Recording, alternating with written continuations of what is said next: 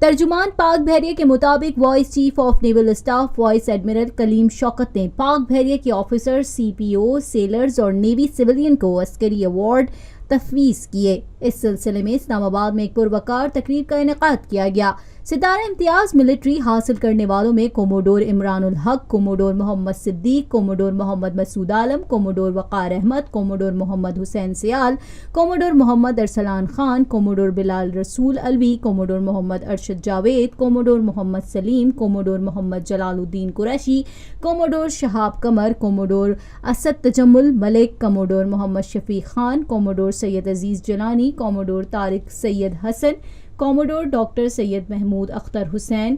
اور کوموڈور طاہر جاوید شامل تھے۔ پاک بحریہ کے کیپٹن عتیق احمد خان، کمانڈر قدرت اللہ خان، کمانڈر عطا الرحمان ہاشمی، کمانڈر منیر نیاز، کمانڈر محمد صغیر احمد، کمانڈر اعجاز احمد، کمانڈر سید عامر رضا، لیفٹیننٹ کمانڈر امبرین ابرار، لیفٹیننٹ کمانڈر ناصر علی کھرل، لیفٹیننٹ کمانڈر طاہر مجید عاصم اور لیفٹیننٹ کمانڈر عثمان ظفر کو تمغہ امتیاز ملٹری تفویض کیا گیا۔ پاک بحریہ کے 38 ماسٹر چیف پیٹی آفیسر، چیف پیٹی آفیسرز اور سیلرز کو تمغہ خدمت ملٹری کلاس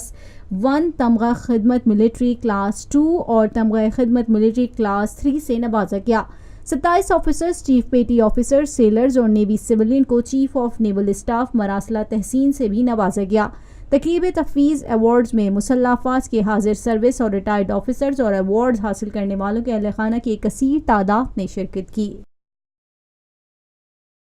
پاکستان میں پہلی مرتبہ حالات حاضرہ کے مختصر مگر جامع پروگرامز، خبروں، تبصروں کے علاوہ دیگر سماجی، تجارتی، ثقافتی، تفریحی، معلوماتی، مذہبی، تعلیمی، صحت اور بچوں کے پروگرامز صرف TNN TV پر۔